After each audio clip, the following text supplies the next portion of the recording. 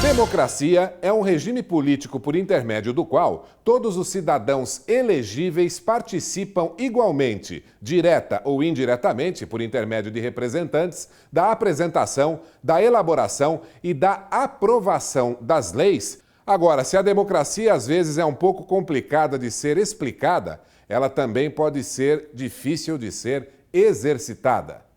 O que o brasileiro pensa sobre as grandes questões que estão sendo colocadas em debate nas últimas semanas em todo o território nacional? O que você achou do Lula ser nomeado ministro? Achei precipitado. Não achei nada bom, não. Achei péssimo, ruim. Péssimo, muito ruim mesmo. Um absurdo, total. Particularmente, eu acho uma tentativa de justificar o injustificável. Achei que é uma falta de vergonha do país. E você acha que a presidente Dilma deve renunciar? Com certeza, deve, mas eu acho que é algo que ela não vai fazer. Não. Eu acho que não. Com certeza. Eu fico pensando depois da renúncia, o que seria mais complicado. Com certeza, é o mínimo. Se ela ama o Brasil, ela deveria falar, gente, me desculpe, mas eu tô saindo. O conturbado momento político atual é assunto no programa Ponto de Equilíbrio de hoje. Vem chegando o pastor Denis Munhoz e mais um ilustre convidado. Sérgio Olímpio Gomes, conhecido como Major Olímpio, nasceu em Presidente Venceslau, no interior paulista. Foi presidente da Associação dos Oficiais da Polícia Militar do Estado de São Paulo. Como oficial, exerceu suas funções por 29 anos. É bacharel em Ciências Jurídicas e Sociais, jornalista, professor de Educação Física, técnico em Defesa Pessoal, instrutor de tiro e autor de livros voltados para a questão da segurança. Foi deputado estadual por 2 vezes consecutivas e está no seu primeiro mandato como deputado federal, eleito com mais de 179 mil votos. Atualmente, o Major Olímpio está filiado ao Solidariedade. Bom dia!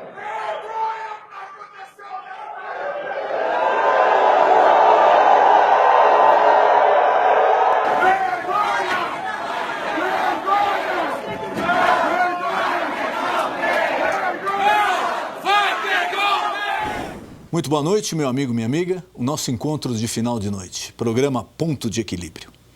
E agora você está vendo aí o nosso acesso ao canal do YouTube. É YouTube/Programa PDE. Você acessando, você vai encontrar todos os programas já exibidos. De repente, um tema que você não pôde assistir, que te interessou, alguém comentou com você, basta você acessar esse canal, Programa PDE, o nosso canal no YouTube. O programa é sempre feito pensando em você. E nessa noite é com imenso prazer que nós recebemos o deputado federal pelo Partido Solidariedade de São Paulo, Major Olímpio. Major, é um prazer enorme recebê-lo aqui. Estar de volta aqui, que já ficou uma extensão da sala de casa, porque a gente está sempre juntos aqui e é um prazer e uma necessidade de informarmos os telespectadores. O senhor é sempre um convidado muito especial. Queria também agradecer já em público o deputado nessa correria, todo mundo está acompanhando o que aconteceu em Brasília, o que está acontecendo. O deputado hoje, com uma série de compromissos aqui em São Paulo, gentilmente abriu um espaço na agenda para essa entrevista passada aos nossos telespectadores. Obrigado, deputado. Mas vamos direto ao assunto, como falam. O furacão que tem varrido Brasília. Parece que a gente não tem tempo de respirar de um escândalo, aparece um outro escândalo. A gente mal assimilou uma notícia ruim, mais uma denúncia, aparece outra denúncia.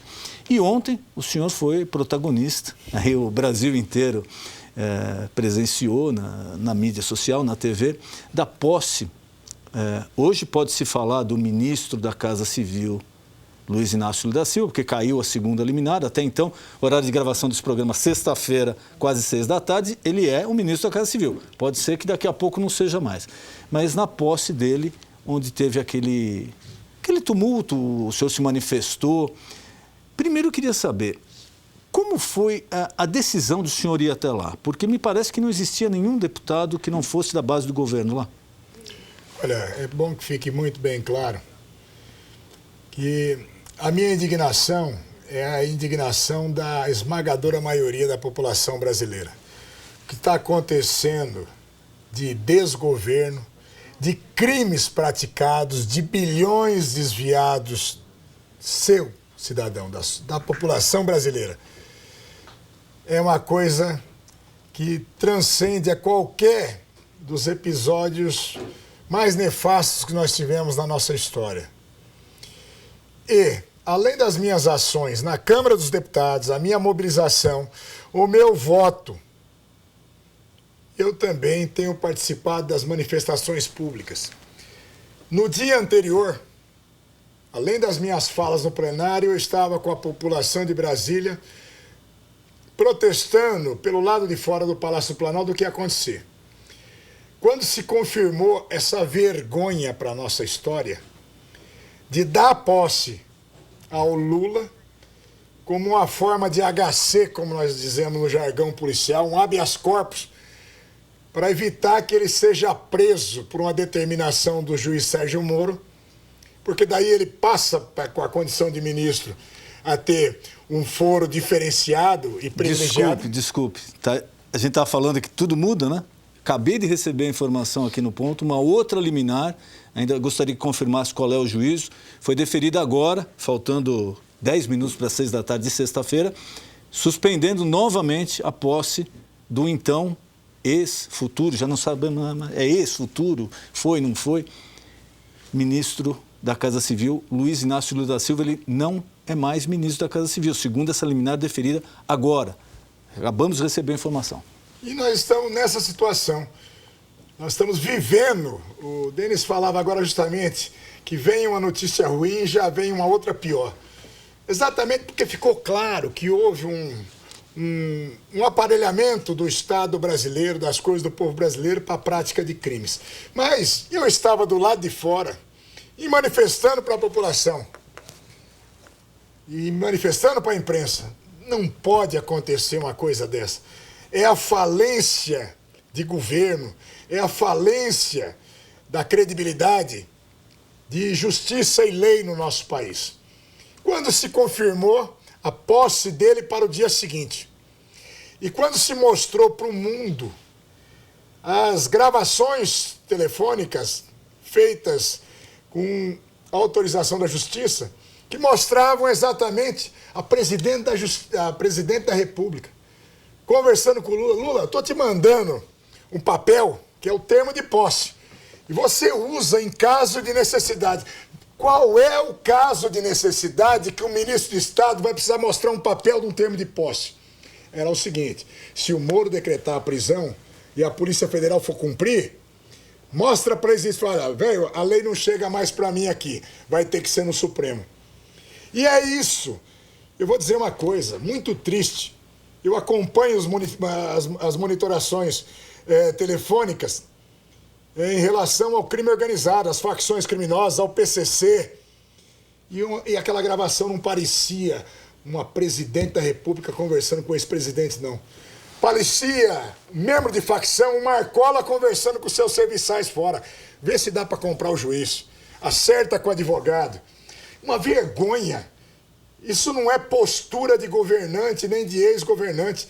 É mais, nós empossamos como ministro da Casa Civil alguém para livrá-lo da justiça e alguém que não quer que continue a justiça a agir. Meu Deus do céu! Então, quando eu tive a certeza, pelos meios de comunicação, vai ter a posse às 10 horas, eu falei, eu vou lá.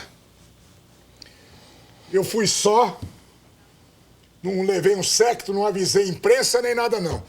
Eu fui, entrei na fila de credenciamento de parlamentares, o cerimonial me botou lá onde estavam os deputados e senadores, eu respeitei o hino nacional, o termo de posse, aonde aquele séquito de pessoas gritavam, o guerreiro do povo brasileiro que está de volta. No momento oportuno eu levantei e a hora que tivermos todas as imagens e as falas, as minhas falas são mais ampliadas, que eu disse, Dilma, você perdeu a credibilidade dos brasileiros. Lula, você não tem nem moral, nem eticamente, nem legalmente condição para ser ministro. porque é para fugir. E comecei a gritar realmente. É uma vergonha o que nós estamos assistindo. Mas só apareceu essa última frase. É uma Pois vergonha, é uma vergonha. O que veio antes... Fui agredido com chutes nas pernas. A chefe do cerimonial da presidência da República me deu um tapa no rosto, depois ficou segurando o meu rosto, que é as fotos que estão estampadas em todos os jornais aí mostradas. E eu não tomei, nem tomaria nenhuma atitude de uso de força física, nem sequer para me defender. Porque eu fui ali e eu sabia exatamente, eu só não podia imaginar que era um covil de lobos desta forma. E começaram a gritar fascista, fascista, porque eu sou major da Polícia Militar. Eu represento proteção para a sociedade, mas cumprimento da lei. Ali não tinha ninguém batendo palma lá. Então quem estava com seus bonés do Movimento Sem Terra, da UNE, União Nacional dos Estudantes, era bonito chutar o deputado Major Olímpio. E eu fui arrancado para fora, mas eu quero avisar também. Não sei se o Lula vai continuar ministro ou não, eu espero que não, e espero que a previsão preventiva dele ocorra muito rápido. Porque, ou não a preventiva, pode ter certeza, vai para a cadeia. As gravações de ontem mostravam o advogado dele falando para ele, Lula, não tem jeito. Você está condenado. Você vai para a cadeia. Você tem uma saída, o PT e a Dilma. É ministério. Quer dizer, é salvo-conduto, gente. O Lula, onde ele for fazer um ato público como ministro, se for, não vai ter jeito de me botar para fora. Eu sou parlamentar. E eu vou lá e eu vou dizer de público, do meu desconforto como brasileiro, no que está acontecendo dessa forma. Nós abrimos ontem, votamos a comissão para analisar em 15 sessões a admissibilidade do processo de impeachment, ontem na Câmara. Começa segunda-feira. Aí nós vamos ter 3 sessões, segunda, terça e quarta, vamos ter o feriado, depois nós vamos ter 3 semanas, e lá entre o dia 10 e 15 de abril, nós vamos estar votando em plenário. Nós precisamos de 342 votos, não vamos ter muito mais que isso. Porque a população, quem está nos assistindo aqui do Oiapoque ao Chuí, que não é pago, que não leva vantagem hoje, está indignado. Então o país da crise política veio a crise econômica. O que a população está sofrendo, Denis, é o desemprego, é o desvio, as pessoas morrendo porque não tem atendimento hospitalar. E agora está clareando, por enquanto só Petrobras. Mas a apuração não para mais. E a máquina é podre e ela é corrupta em todos os momentos. E eu posso dizer, não é só fora PT, não. A população está se educando. Aonde tiver o desvio, a população vai cobrar e cada vez mais. Roubou no metrô de São Paulo, vai pagar também. Senador e deputado envolvido vai ser caçado e vai para a cadeia também. Porque corrupção não é exclusividade do PT, precisa ficar muito claro. Mas é para ficar muito bem claro, a corrupção tem que ser apurada em todas as esferas e tem que ser punida. Sem a menor dúvida, Denis. Por isso que eu estou dizendo, não faço discurso político partidário, não. Talvez por isso eu incomode tanto. Porque quando eu estou dizendo o que está acontecendo, e estou expressando o sentimento da maioria da população, é exatamente porque a gente vai acompanhando as investigações que estão se desenrolando e o sentimento de impunidade que as pessoas têm é um negócio absurdo. Olha só agora a Lava Jato que está sendo apurada agora. Percebam que em 2005, 2006, quando começaram as condenações do Mensalão, Zé Dirceu, Genuíno, Delúbio, Marcos Valério, esses caras estavam sendo presos, estava começando a funcionar o esquemão Petrobras. Numa sala, a gente começando a cumprir pena, na sala do lado, começando a negociação. Quer dizer, é ter a certeza, a lei não chega para mim. Só que, a partir de uma denúncia, ontem fez 2 anos da Operação Lava Jato. 2 anos que, a partir de um posto de gasolina com Lava Jato em Brasília, começou-se a fazer os levantamentos. Nós já temos 94 pessoas que foram presas, e já temos 42 cumprindo pena. 990 e poucos anos de prisão já. Por enquanto, mas tem que chegar pelo menos a 10 mil anos de pena, essa somatória toda. E ninguém, Denis, ninguém é mais que a lei nesse país. Não pode dizer, eu fui presidente da República, logo tudo que eu fiz não vale. Não pode dizer, eu sou deputado, então, olha, com o deputado não pode querer deputado. Qual é o exemplo que nós estamos dando para as ruas ali? Muito pelo contrário, por ter exercido Você um cargo tem que dar público, um você tem que dar exemplo nisso mesmo. E não sou eu quem está dizendo, gente.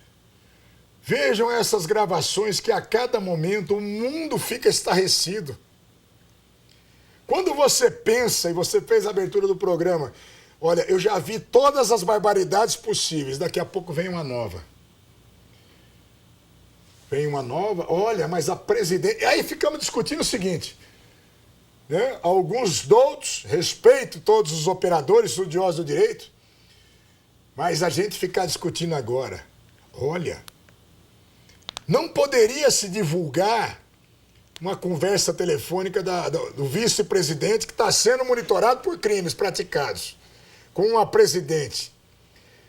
Então, não vale o conteúdo que está. Tudo que você está ouvindo nos meios de comunicação é para não valer. Olha, nós roubamos, mas não vale porque foi divulgado. Nós desviamos dinheiro. Não vale porque foi divulgado.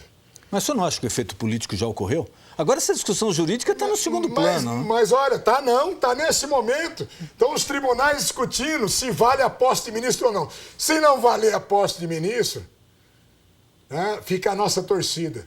Juiz Sérgio Moro, o senhor já tem elementos de convicção suficiente para botar o Lula numa prisão preventiva já. Aí vem o aspecto do momento oportuno, porque também a justiça tem uma visão política do contexto da sociedade. No momento em que nós afastarmos e começar os 180 dias de afastamento da Dilma, quando a notícia maior for o afastamento dela para o impeachment, eu não tenho dúvida que vai acontecer a prisão preventiva dele. Não explica. Se alguém perguntar para mim, Olímpio, você tem um triplex? Tenho, não tenho. No caso, não tenho. Você comprou esse sítio? Não. Eu tenho um amigo que ele paga tudo para mim, invadiu o sítio com as construtoras, fizeram uma reforma total, estão todos os meus móveis, todos os meus quadros, as coisas de família. Eu fui para lá em 2 anos, 113 vezes, mas aquilo não é meu. E fica essa dificuldade toda. E depois, a monitoração, o advogado falando, Lula, tecnicamente você está condenado. Tá? Isso é a pontinha do iceberg. E as delações, elas não param. Na hora que o João Santana abria a boca, que ele recebeu o marqueteiro que fez as campanhas da Dilma... Que está preso. Que está preso, a mulher dele que está presa, que fizeram a campanha do Haddad em São Paulo. Ele recebeu em 3 campanhas, oficialmente, 289 milhões de reais. E muitos milhões que ele está dizendo, não, é porque eu fiz a campanha no Haiti, eu fiz uma campanha na Nicarágua. Inclusive ele fala que esse dinheiro, esse último dinheiro que foi via Petrobras ou via alguma empresa, foi devido à campanha que ele fez para o Chaves na Venezuela. A argumentação dele é essa. Pois é, mas para o Chaves, acredite ou não, Chaves é fechado, o regime não pode perguntar quando é, nem como pagou, nem de onde veio. E acha que todo mundo é trouxa. Estão tentando dizer que a população brasileira é idiota, mas não é não. A hora que esse passarinho cantar, que é o que a gente diz no mundo do crime aí, porque é muito possível. A mulher dele já disse, tudo quem administrava tudo era eu. Ele só é o cérebro e ele programa, ele cria, ele é criador. De repente a justiça pode dizer, tudo bem. Então ele como criador não tem responsabilidade, vai você presa, né? Você vai ficar na preventiva. A hora que houver essa divisão, vai abrir o bico. Que nem o Delcídio, que se não tivesse feito a delação, a família dele tinha dito, nós vamos dizer o que acontece por você. E pode ter certeza, são bilhões que são desviados, bilhões de reais. Então, tentar tapar o sol com a peneira não vai dar certo. Achar que vai administrar e permanecer num governo até 2018, com essa tragédia que nós estamos vivendo, nós estamos com milhares e milhares de desempregados. O CAGED, que é o Registro de Funcionários Oficial do Ministério do Trabalho, registrou 960 mil perdas de vagas de trabalho no Brasil, oficialmente, não estou falando em trabalho informal, o ano de 2015. Já começamos 16 muito pior. Imagine, cidadão, hoje, se o Denis convidasse algum investidor estrangeiro para falar, põe uma fábrica no Brasil, gera 150 empresas. De jeito nenhum. Se eu fosse prefeito e dissesse, olha, eu te dou aqui a área para construção, isenções dos tributos municipais por 10 anos, precisa gerar emprego, para gerar receita aqui para a gente. Não, a General Motors agora, nessa semana se pronunciou. Eles tinham um programa de investimento de 2 bilhões de dólares aqui para o Brasil. 2 bilhões de dólares, a GM. E já foi suspenso o programa. 8 bilhões de reais. Foi oficialmente suspenso o programa por esse impasse político. Pois é, então nós perdemos a credibilidade. Nós somos hoje chacota para o mundo, quando eu fui lá gritar vergonha. Todo o noticiário mundial está mostrando a República das Bananas, que um cara, para não ir para a cadeia, vira ministro. E olha só o que acontece, gente. Como é que se paga na língua. Uma declaração do Lula em 1988 dizendo: pobre quando rouba, vai para a cadeia. Rico quando rouba, vira ministro. Olha que premonição dele. E agora, uma outra coisa que ganhou uma proporção, deputado, que parece que as pessoas têm memória curta aqui no Brasil. Está se falando muito, não, esse diálogo do Lula com a Dilma não poderia ser divulgado porque envolvia uma autoridade. Tudo bem, existe uma discussão jurídica, eu concordo em algumas partes, discordo em outras, mas tem um detalhe que pouca gente lembra. Quando o deputado Demóstenes caiu, ele oriundo do Ministério Público Federal, ele caiu, perdeu seu mandato, em função de um telefonema que foi grampeado de quem? Carlinhos Cachoeira. Quer dizer, era um senador falando com bandido. E ninguém falou nada. Ele também era autoridade constituída. Sem a menor dúvida. Então, e era um bandido falando do outro lado. E entenda, é discutível no campo jurídico se deveria ou não ter sido dada a publicidade. Quando a gente entra numa livraria de livros jurídicos, você tem uma pilha de livros assim dizendo, você pode fazer isso. E outra pilha de outros autores dizendo, você não pode. Quando o juiz Sérgio Moro disse, com o dever de informar a sociedade brasileira, e sendo escuta com autorização judicial, não em relação às autoridades que têm foro privilegiado ou especial. Aí seria claro, deveria partir do STF. Nós estávamos monitorando esse senhor, esse cidadão, ex-presidente da República. Por quê? Pelas acusações e pela materialidade já no processo que pesa sobre ele, que já foi objeto até de condução coercitiva. Então, pode-se discutir se era oportuno ou não. E o critério de conveniência e oportunidade, o juiz, dentro da sua soberania, representando o império da lei naquele momento, entendeu que não havia nenhum problema para o curso do processo que pudesse ter a difusão daquilo. E para dizer bem no português claro, ele fez muito bem. Se a mídia mundial não acaba tomando conhecimento, o povo brasileiro todo não tinha essa indignação. Porque ali está mostrando exatamente quem é o seu Luiz Inácio. Qual é a postura subserviente, de boneca de ventríloco do Lula. No momento que ele assume o cargo de ministério agora, ele põe ela de bonequinha de ventríloco no colo de novo e ela só vai mexer a boca, mas a voz é dele e a caneta é dele. E para se safar de um processo, de vários processos. Então, se não naquele momento ou nesses momentos, eu tenho certeza, a podridão que está contida no avançar das investigações, nas delações, nas escutas telefônicas, porque a gente aprende no serviço policial.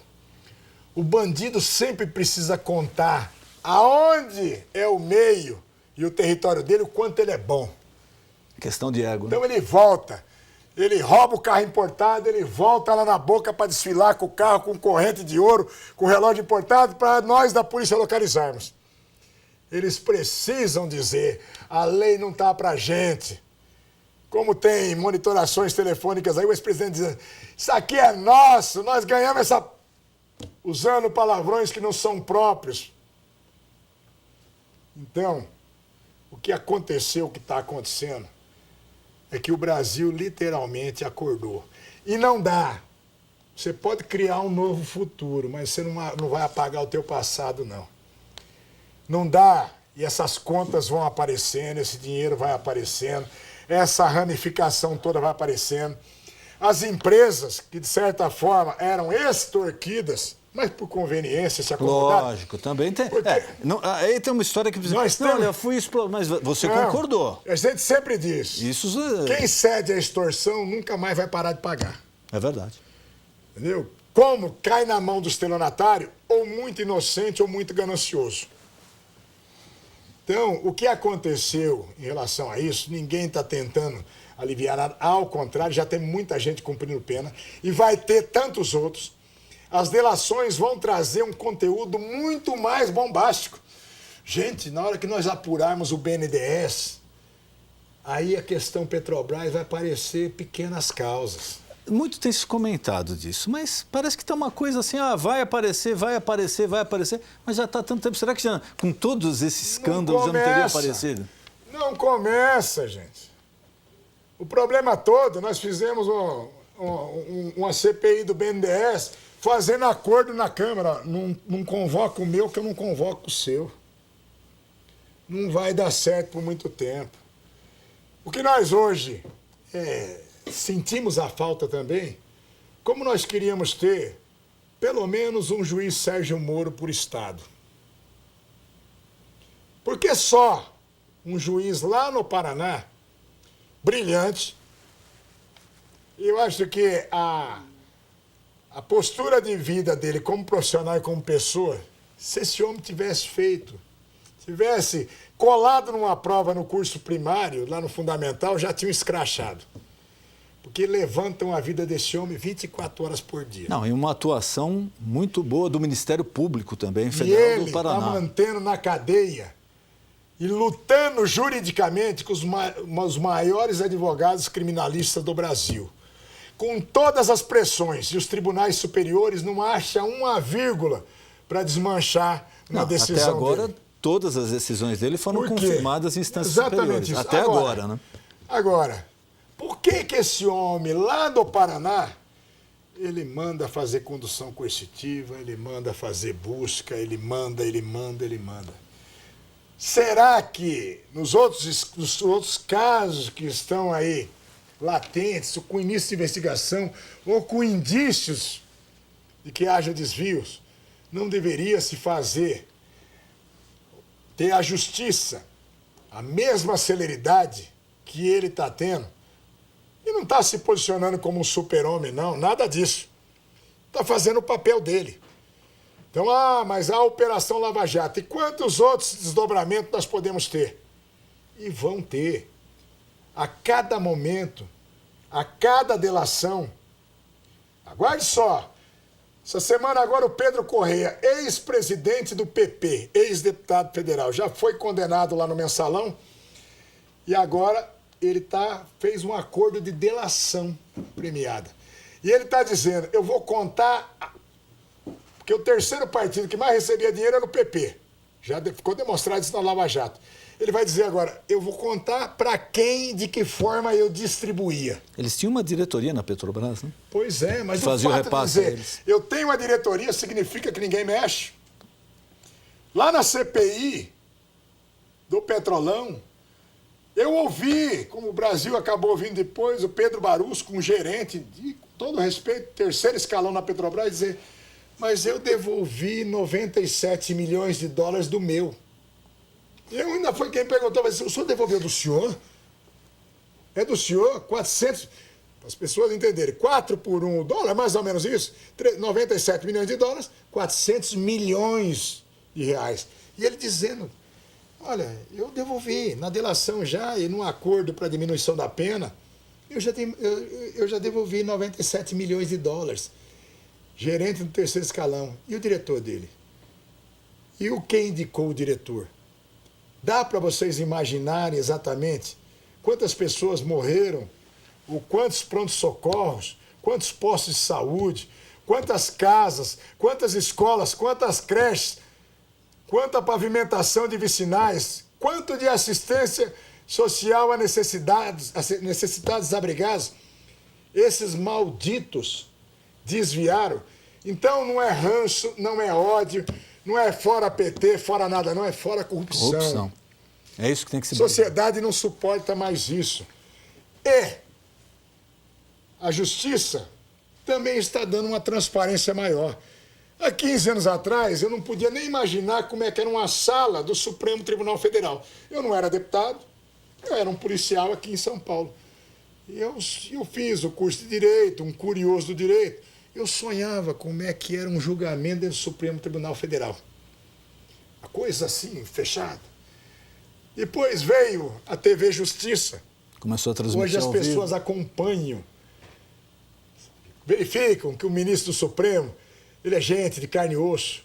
Ele se irrita, ele tem suas vontades, ele tem sua preferência. Eles divergem entre eles. Divergem, né? Chega quase às vias de fato. Mas está mostrando, essa aqui, ó, cidadão, essa justiça é por você. Nós simplesmente fazemos. Supremo Tribunal Federal, guardião da Constituição. Superior Tribunal de Justiça, os ministros, é a instância que acaba vindo. Tribunal da Cidadania, né? Pois é. Então as pessoas estão tomando conhecimento disso.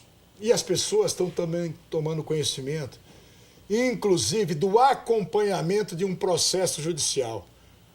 O juiz Sérgio Moro, quando ele faz isso, ele mostra para a sociedade, é uma forma dele dizer, essa lei que foi feita para você, cidadão, diante disso aqui, olha só, e a minha decisão que eu vou tomar, usando o meu conhecimento jurídico, a minha experiência e o que eu represento para a justiça, mas eu quero que você saiba o que está motivando. Isso está enraivecendo. Quando eu vejo a presidente da República fazendo declarações contra um juiz, quando eu vi agora, eu vinha para cá, eu via no rádio, o presidente da CUT dizendo quem que o Sérgio Moro acha que ele é. Sabe, é um juizinho global, tucano disfarçado, eu não sei, nem sabia, ele não tem filiação partidária. Olha, eu nunca tive um contato pessoal com o juiz Sérgio Moro. Quer dizer, você não tem procuração para defendê-lo. De jeito nenhum. Mas dizer o que esse juiz está achando que ele é, como se quer fazer lei chegar para nós. Os gritos da Paulista, punição para o Sérgio Moro porque está aplicando a lei. Vai ter punição nenhuma, não. E ele está explicando, quando ele disse ali, aberto, transparente para a população, eu suspendi sigilo em relação às monitorações telefônicas, porque no meu entendimento, na minha convicção, como juiz natural do processo, onde tem os investigados, ouvindo o Ministério Público Federal, acolhendo as manifestações da Polícia Federal, eu tomei essa decisão de dar conhecimento à população brasileira. Inclusive hoje com o ministro Janot. O ministro Janot tem uma declaração que ele deu o parecer favorável... Procurador-Geral da República. Exatamente. A divulgação do conteúdo. Certo ou errado, ele também pegou... Essas pessoas, vocês veem num desses grampos, na monitoração, o Lula vociferando e chamando de tudo quanto é nome os ministros do Supremo, dizendo para o Jacques Wagner da Casa Civil, ô Jacques, conversa com ela aí, com a Dilma, para conversar com a Rosa Weber, que é a ministra do Supremo. Porque os homens aí estão meio acovardados e não tem saco. Ela também não tem, mas vai resolver. Olha só. Pode resolver. Não vai resolver coisa nenhuma. Deputado, nosso tempo está encerrando. Eu queria aproveitar ainda mais o senhor aqui. O senhor falou com muita firmeza e com muita certeza a respeito que o impeachment passa. Baseado em quê? Porque as pesquisas que falam hoje dizem que está muito apertado o negócio. E eu vou dizer por quê. Olha... Só para o nosso telespectador, precisa ter de 2/3 agora. O número de quantos? 2/3? 342 votos em 513. Quer dizer, 2/3 para. E eu vou dizer uma coisa para vocês. Ontem nós votamos uma comissão para avaliar isso. 65 deputados. E todos os partidos são indicados. E olha, só o que vai acontecer, cidadão. O PRB, que tem o ministro dos esportes, já disse, estamos saindo do governo. O PMDB já está rachado entre os seus 67 deputados, que o governo conta, porque deu 7 ministérios para o PMDB, está contando que vai ter os 67 votos. Não vai ter, não. O PP já tem 21 deputados e está lá com cargos e etc. 21 deputados em 51 já pediram a reunião da Executiva Nacional para discutir se vão ficar com o governo. E eu posso afirmar para vocês, daqui a 30 dias, com a pressão da opinião pública, com a mobilização, e eu uso esse programa que tem audiência para o Brasil todo, acompanhe agora o seu deputado federal no seu estado. Não precisa ser eleitor do Olímpio, não, nada disso. Aqui em São Paulo tem 70 deputados. Os estados que menos têm 8 deputados. Veja como vota seu deputado. Aquele que você votou, que botou no folhetinho de campanha dele que tinha compromisso com você, cobra dele. Como é que você vai votar agora, deputado? Como é que você vai botar lá? Quero ver se o seu nome lá entre os 342. Ou não. Opa, não está acontecendo nada, é um golpe. Então vota contra, mas explica. E eu digo, não tem explicação. Porque os crimes praticados não têm explicação. Quando os advogados já estão dizendo, cara, vai para o ministério, senão você vai para a cadeia. Então, eu não tenho dúvida. Mas aí, mas aí nós temos que separar. Uma coisa é a Lava Jato, outra coisa é o impeachment. O impeachment da presidente Dilma, que existe hoje, protocolado, para ser julgado, ele diz respeito à pedalada fiscal. Mas o processo de impeachment, ele é um processo de cunho político. Independente das ações que estão tramitando ou das investigações. É para avaliar, já que o Congresso representa a população, vai avaliar a condição de permanência no cargo da presidência. E nós vamos ter mais de 400 votos. Não é porque eu quero, não, é porque a população brasileira exige. E no Senado? O senhor não está lá, não convive no dia a dia, mas tem informações. O senhor acha que no Senado também passa com essa facilidade? Não é com essa facilidade, mas aí vai ser um outro momento. Porque os 2/3 no Senado, então você tem lá muito ex-governador. Tem 81 senadores. 81 senadores. Então nós vamos precisar ter esses 56 votos lá, e nós vamos ter. Vai sobrar. Vai sobrar nessa parada aí. Segurando a bandeirinha por último, o PT, PCdoB, talvez o PSOL, porque no entendimento de dizer que é igual, porque o PSOL quer apuração da corrupção, mas não quer que haja afastamento. Ao mesmo tempo que está tramitando, está em andamento, no Tribunal Superior Eleitoral, as contas da presidente. Esse é um outro processo. Que é um outro processo. Então eu posso afirmar, até o final do ano, nós vamos ter novo governo no nosso país. Como diz a lei, até o final do ano, até 2 anos, nós temos novas eleições em 90 dias. Para cumprir o resto do mandato. Se passar para 1º de janeiro, daí a eleição indireta pelo Congresso. Eu não creio que vá passar, até porque, politicamente, a economia brasileira e a pressão da sociedade quer solução.